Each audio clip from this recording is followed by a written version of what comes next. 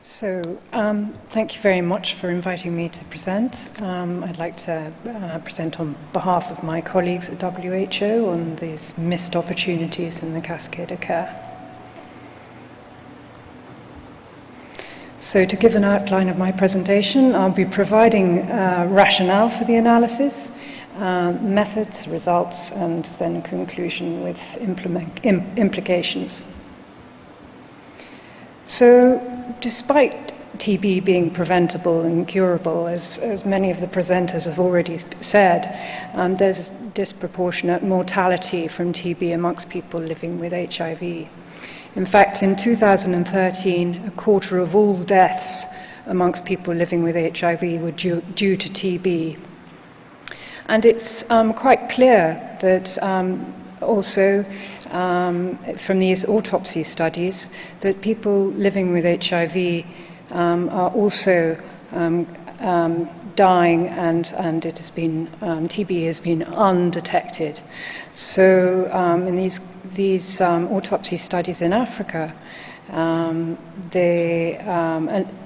high proportions of people who lived with TB, with HIV, died from TB. And even those who'd been on ART during their life. So the purpose of this study really is to identify the opportunities for strengthening service delivery in order to eliminate HIV-associated TB.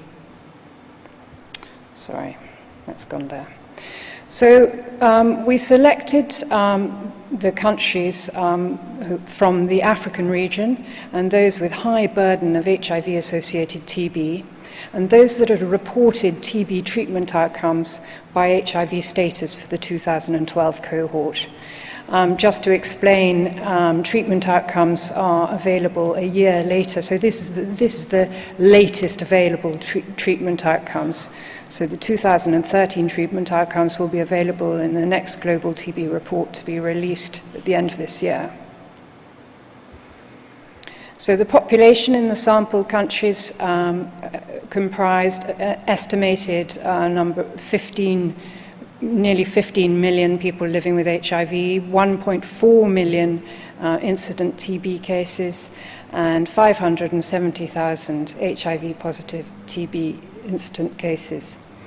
And the registered TB cohort comprised 306,468 HIV-positive TB patients and 400,184 HIV-negative patients.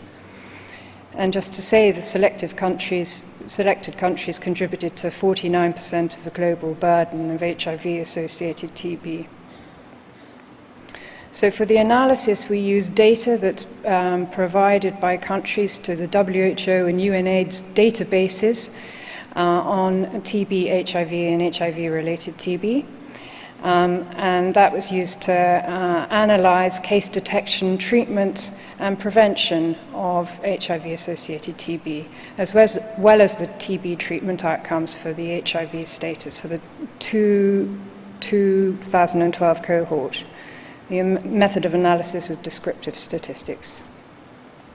So looking at the cascade of care, people with TB, HIV, or HIV-associated TB enter the cascade either via the TB entry point, where TB is diagnosed, then they'll be tested for TB, HIV status will be known, and if they are HIV positive, hopefully they'll be initiated on ART during TB treatment and then supported to complete their TB treatment. Alternatively, they can enter through the HIV care, and whether they're offered ART immediately or not, hopefully they will be screened for TB symptoms. If they're found to be TB symptom positive, they will have further investigations for TB, and if they are diagnosed with TB, they will enter the treatment cascade in the same way as if those entering TB care. If they're found not to have TB symptoms, they might be found to be eligible for isoniazid preventive therapy, and then they will then re-enter the cycle, continue ART, TB screening and prevention, just like those who have completed their TB treatment. So these red boxes basically show where the available data is, the routine data that countries report to WHO and that have been used for this analysis. And you can see there are a couple, the white boxes are really those where there is no data. And in 2012, there was no available data, but we have new indicators that are going to make sure that countries can actually monitor the entire cascade of care. So starting from TB detection of HIV-associated TB, the HIV testing was actually quite high in these countries, with only 11% of the patients not knowing their HIV status. However, you can see a bit of an outlier here with Central African Republic, where more than 50% of TB patients did not know their HIV status, or at least it was not reported. The data, however, on TB screening is not so impressive, with 5 countries not even reporting TB screening. And countries obviously find there's a big challenge reporting the denominator, which is people living with HIV and HIV care. So here we've used the proxy denominator, which is people living with HIV on ART taken from the UNAIDS database.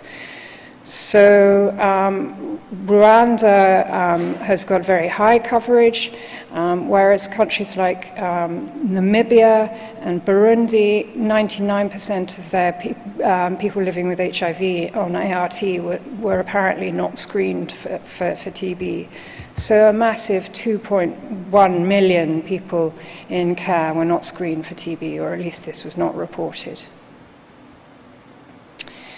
So the graph at the top of the screen shows data that we've used to estimate the case detection, if you like. And we've used estimated HIV-positive incident TB cases as the denominator. So here you can see Nigeria has a whopping 86% not detected, and Central African Republic 80%.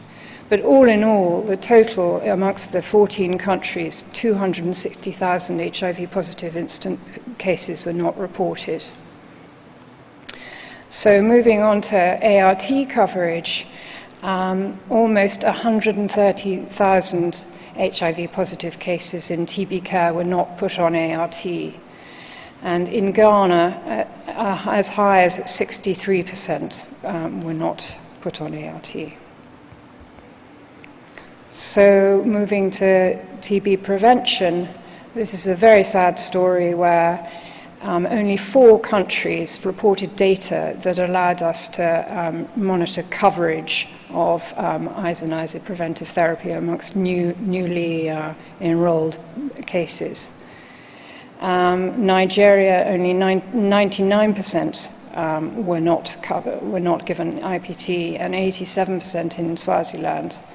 But I think the main take-home from this slide is that 10 countries did not report IPT at all, and so at least, you're looking at least 866,000 individuals who were not put on IPT.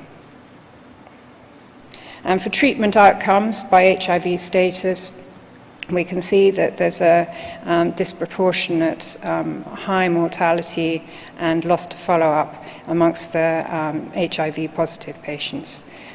And similarly, those are not evaluated, 7% of HIV-positive TB cases did not have an outcome, and 4% for HIV negative, which might mask unreported mortality rates.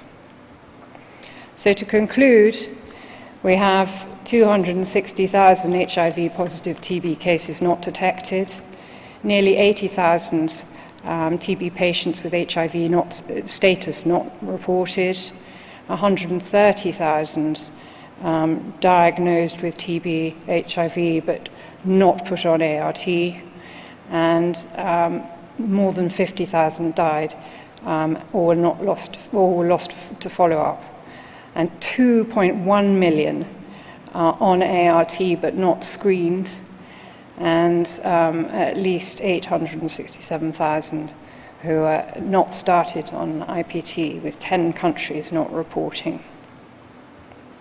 So to conclude, analysis of the routine data can identify vital opportunities in the cascade of care and inform programmatic action. Data not yet routinely available to evaluate coverage of the entire cascade of care, but there are new indicators available in this new guide, 2015 guide. So countries will hopefully be taking those up. And implementation research is needed to identify and address exactly where the gaps lie in both implementation and reporting, because in a number of these areas it's unclear whether it's the reporting or the actual implementation that is lacking. But that needs to be looked at to reduce preventable mortality amongst people living with HIV. So thank you very much.